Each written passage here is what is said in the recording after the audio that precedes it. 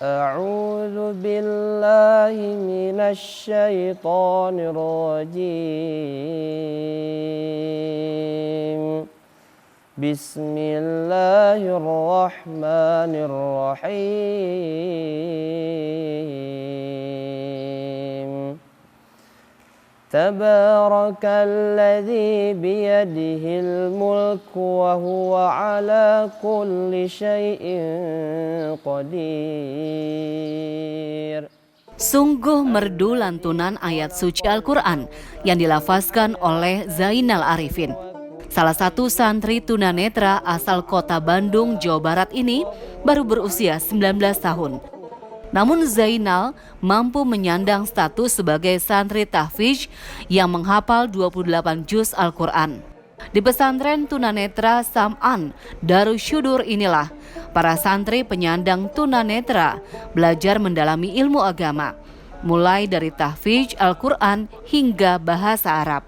Alhamdulillah, motivasi awal kenapa membuat seperti ini, kita memang merencanakan mau mengkader para tunanetra untuk menjadi para asatidz Al-Quran Braille dan menguasai Arab Braille. Berawal di tahun 2014, Pondok Pesantren Sam'an Darussudur hanyalah tempat pelatihan Arab Braille dan bahasa Arab dengan metode Sam'an. Hingga di tahun 2018, para pengurus mulai membangun pesantren dengan tujuan mencetak para tahfidz Al-Quran Braille dengan metode inklusif. Gitu ya. Hiya tufkiru sama dengan tun silu. Ada sebanyak 25 orang santri yang bisa ditampung oleh pesantren tunanetra Sam'an. Keterbatasan fasilitas membuat pondok pesantren ini melakukan pembatasan penerimaan santri baru. Kenapa kok kita batasi hanya 25? Karena memang dari sisi fasilitasnya juga belum memadai lah gitu ya. Ya harapan kita sih ke depannya kita bisa akan banyak menampung lebih banyak santri yang bisa belajar di Sam'an Netra ini. Karena tujuan pertama kita adalah kita ingin memperbanyak para pengajar ya, para pengajar khususnya untuk Al-Quran Braille. Memiliki keterbatasan tak membuat langkah para santri terhenti untuk menggapai cita-cita mulia di sisi Sang Pencipta. Pesantren Sam'an Darussudur telah mencetak santri tahfidz berprestasi.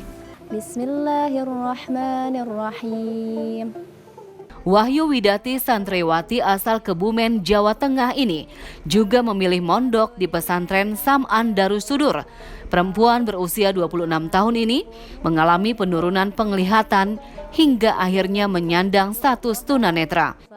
Sempat terpukul karena dunianya kini gelap gulita.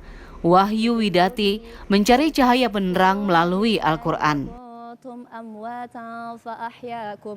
Pasti butuh waktu ya Teh untuk menerima menjadi seorang tunanetra seperti itu.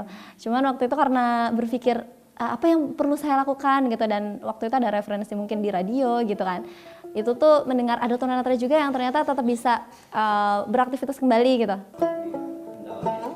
Tak hanya ilmu pengetahuan saja yang penting dipelajari untuk kelangsungan hidup manusia. Perempuan berdarah Jawa ini menilai bahwa ilmu agama harus didalaminya untuk mencapai kebahagiaan hidup. Iya, kalau mungkin awal-awal juga saya nggak kebayang gitu ya Teh, belajar komputer yang versi tunanetra tuh gimana gitu. Cuman apalagi di sini gitu, saya dibimbing oleh satu guru yang Masya Allah luar biasa, ilmunya juga luar biasa. Pesantren Sam'an Darussudur sangat memperhatikan setiap fasilitas pesantren agar mempermudah langkah para santri tunanetra berkegiatan. Di sini ada fasilitas khusus ya, seperti ada guiding blocks, kemudian untuk sub para tunanetra supaya rapi, kita menggunakan semacam garis ya, garis lurus sehingga itu bisa terinjak oleh kaki dirasakan.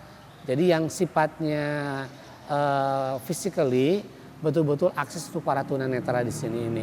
Termasuk juga olahraga, kita ada olahraga pingpong atau tenis meja, itu yang bisa akses ke tunanetra bagaimana cara bermainnya, dan main bola juga ada, senam juga ada.